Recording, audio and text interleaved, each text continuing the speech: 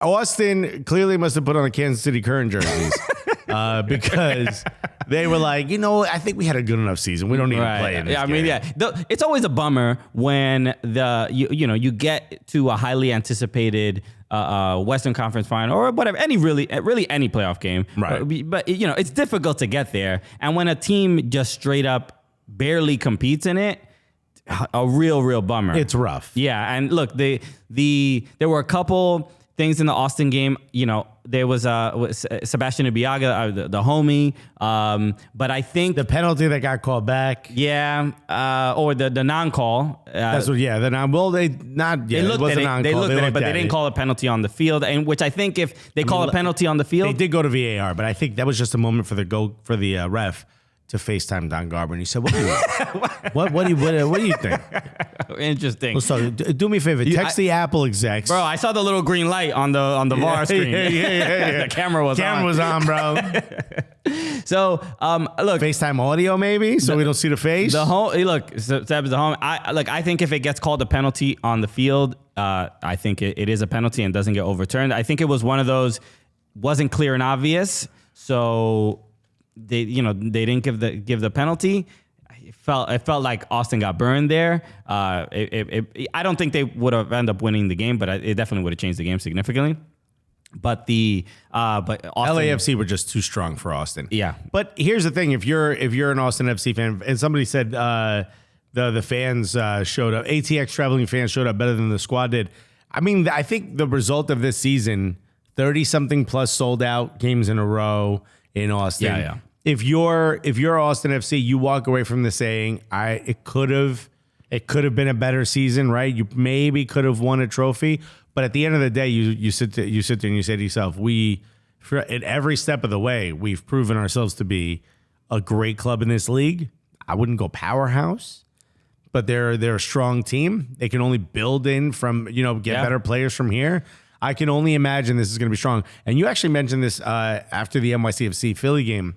Like, the roster decisions are going to come up. I'm really interested to see what Austin's going to do because it seems like they have a really good core. Yeah. They clearly need one or two other players, but I wonder who they're going to bring in. I think this year, this offseason, the rumor is, another DP. I don't know if that's going to be the case, but I do think there's going to be a higher salary cap. I think there's something's going to change.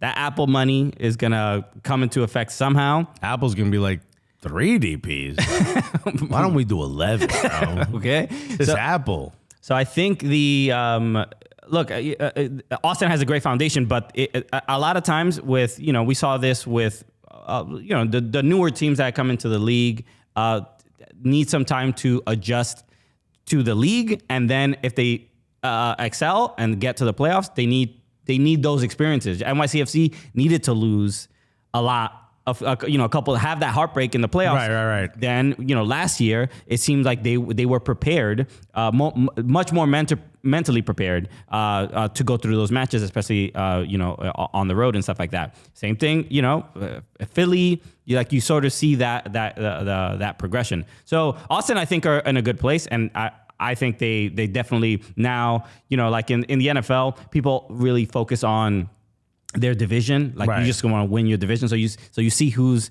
doing well in that division and you trying to compete in those games because those are the ones that are really going to make the difference. And to me, like Austin is going to be competing with, the Sounders didn't make the playoffs this year, but like that, LAFC. Yeah. You're more dynasty. So I think they're in a good spot. But LAFC, I didn't think they would be this dominant.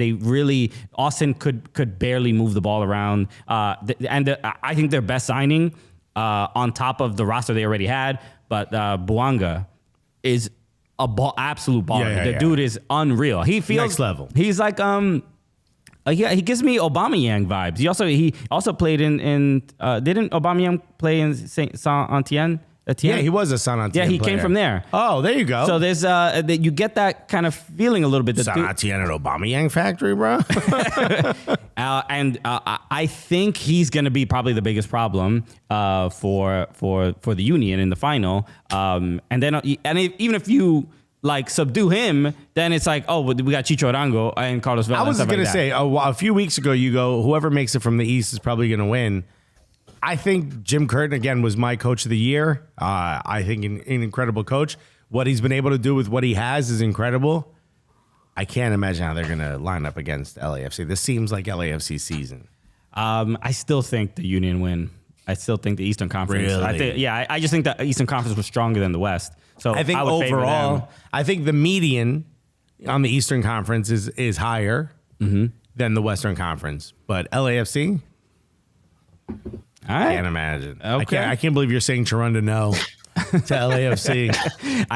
It's going to be a good game, to say the least. So I'm interested to see defensively what LAFC does, but I also think LAFC, I mean, Philly is a really difficult team to break down.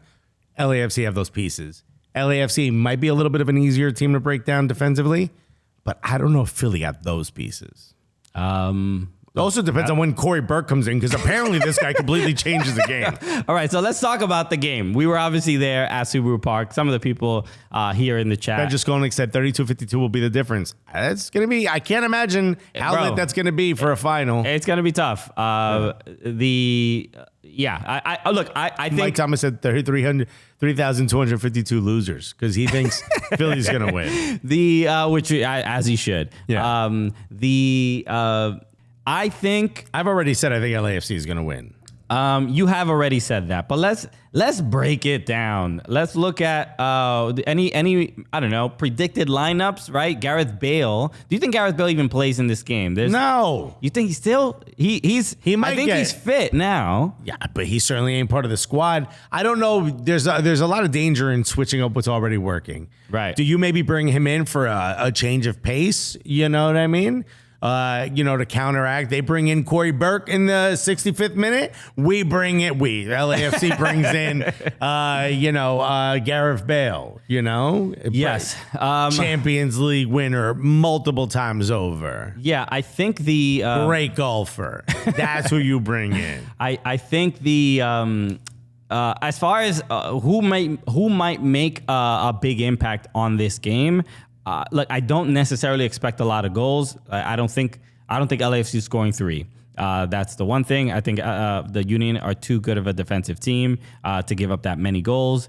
But they still. I think the offense of the Union can beat LAFC. I think I would favor the Union as far as like their offense versus LAFC's defense. So.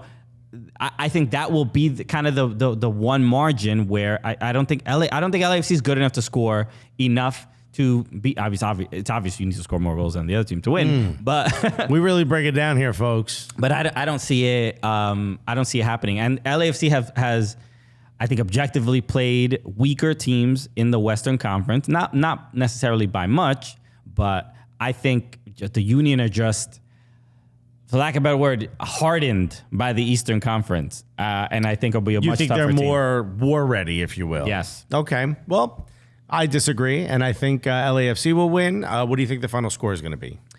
I'm going to say 2-1 Union. Okay, I'm going to say 3-1 LAFC. Wow. Yeah, man.